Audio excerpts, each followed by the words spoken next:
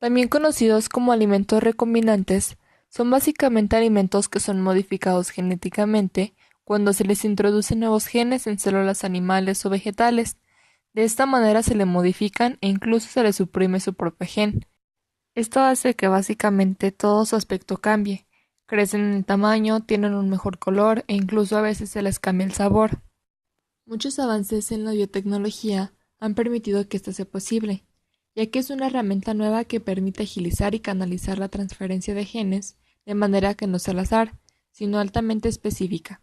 De esta manera se eligen los genes que se desean transferir y en dónde se quiere transferir. También nos permite una transferencia de genes incluso entre organismos de especies diferentes. Por ejemplo, puede ser entre vegetales y animales, lo cual provoca que la nueva tecnología sea revolucionaria en términos de beneficios potenciales. Todo esto es posible desde el descubrimiento de la estructura de los ácidos nucleicos, que simplemente son hebras que contienen la información genética y dirigen el comportamiento de la célula.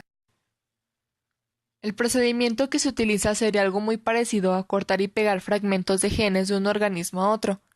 Para todo este proceso son necesarias las enzimas de restricción y las ligasas, las cuales reconocen las secuencias específicas y cortan o unen ADN. Cuando se obtiene la secuencia de ADN correspondiente, se introduce en un vector apropiado y se somete a un proceso de multiplicación. Después se inicia la transformación o transferencia genética, donde se puede promover la expresión de genes heterólogos, aunque también se altera la expresión de genes endógenos. Cada vector que sirve de vehículo para el desplazamiento del gen debe poseer unos promotores potentes y marcadores que informen de la incorporación y expresión del gen. En el caso de las plantas, una vez que el plásmido se inserta en las diferentes partes, se introduce la regeneración de la planta transgénica, y en el caso de los animales, la transformación se realiza en células potenciales capaces de originar un nuevo ser. Existen diversos métodos de transformación, de los cuales una de las características principales de las técnicas serían: en primer punto estaría un método biológico que surgió del estudio del mecanismo de la infección de una bacteria fitopatógena, de la cual se demostró que este microorganismo podía transferir ADN de uno de sus plásmidos al genoma de otras plantas. A partir de ahí se analizaron los mecanismos de transferencia de dicho ADN con la mirada puesta en el posible aprovechamiento del sistema. Utilizando este sistema, en 1983 se obtuvo la primera planta transgénica. Otras técnicas se basan en la introducción del ADN en células vegetales sin pared celular, que requieren la utilización de sustancias permeabilizantes que abren poros en la membrana plasmática. También está la aplicación de pulsos eléctricos de alto voltaje, que abren poros en la membrana y la microinyectan o introducen directamente el ADN en el núcleo de las células vegetales. Y por último, el diseño de un acelerador de partículas para bombardear células o segmentos del tejido vegetal como micropartículas recubiertas de ADN. Así se permitió la transformación del maíz y arroz. Aplicaciones en la agricultura. Mediante la ingeniería genética, se puede transferir un único rasgo genético de una forma precisa, predecible y controlable, y facilitar la obtención de nuevas especies con características mejoradas. Sin embargo, aunque la ingeniería genética facilita una serie de cambios que no se pueden conseguir por las técnicas tradicionales, son necesarios cruces y selecciones para obtener cultivos aceptables que incorporen la modificación genética.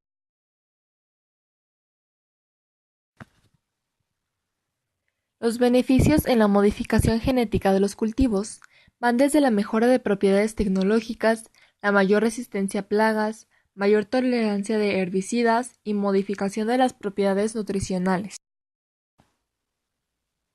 Para la creación de plantas transgénicas tolerantes, se seleccionan variedades de plantas que contienen enzimas que son capaces de degradarlos y detoxificarlos.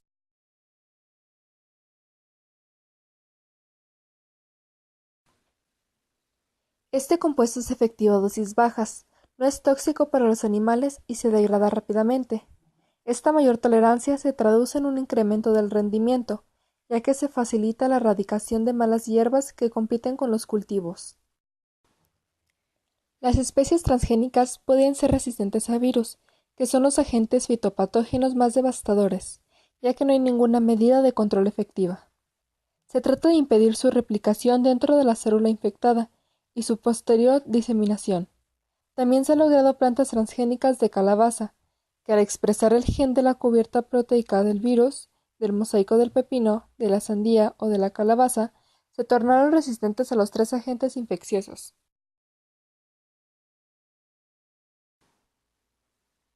La segunda aplicación incide más en el procesado de vegetales para la obtención de alimentos. Se busca mejorar las características organolépticas, retrasar cambios bioquímicos post cosecha o modificar ciertos componentes que influyen en el sabor o el color.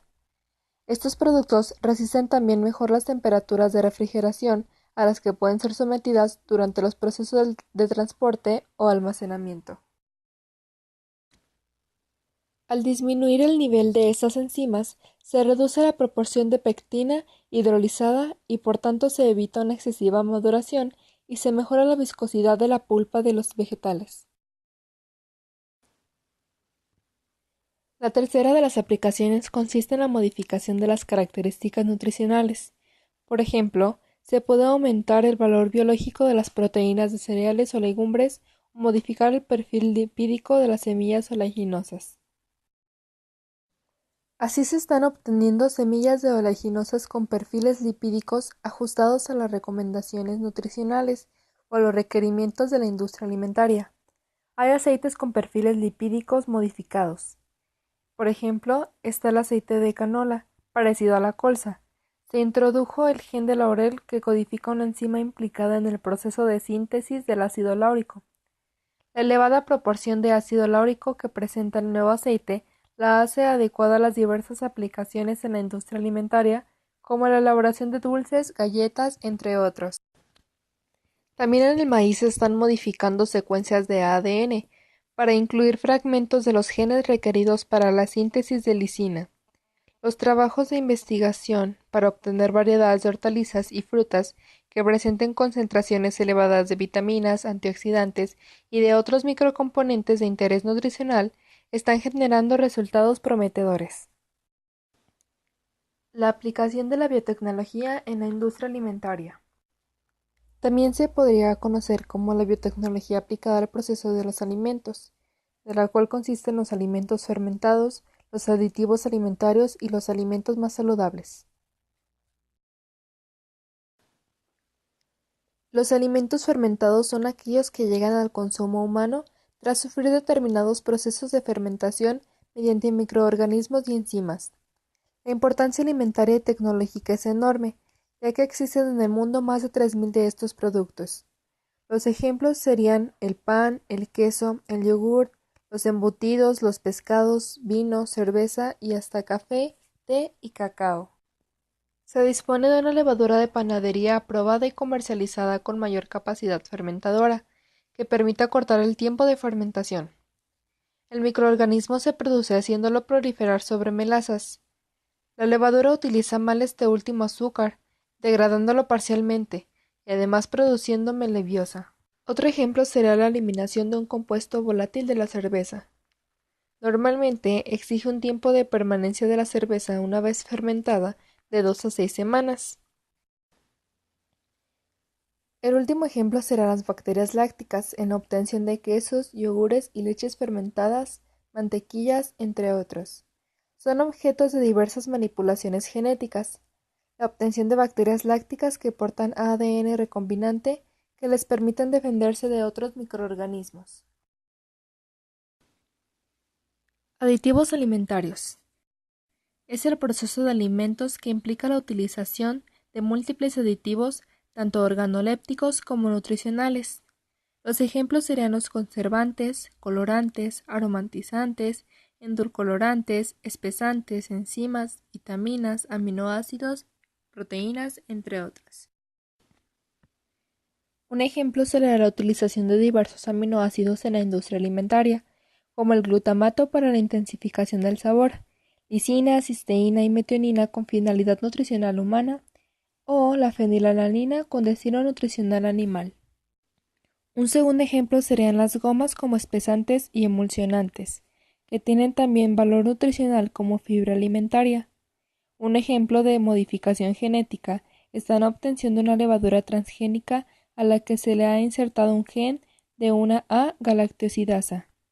Unos aditivos muy utilizados son las enzimas, que sirven para la obtención de aromas, colores, texturas y para fines nutricionales.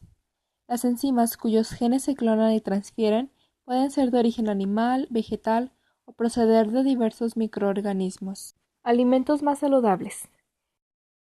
El interés es centrado en la manipulación de la capacidad de las mismas en la producción de bacteriocinas que poseen carácter antibiótico sobre bacterias patógenas y se utilizan para evitar la contaminación correspondiente. También está la eliminación de sustancias tóxicas originadas de forma natural en los alimentos. Aplicación en la producción animal.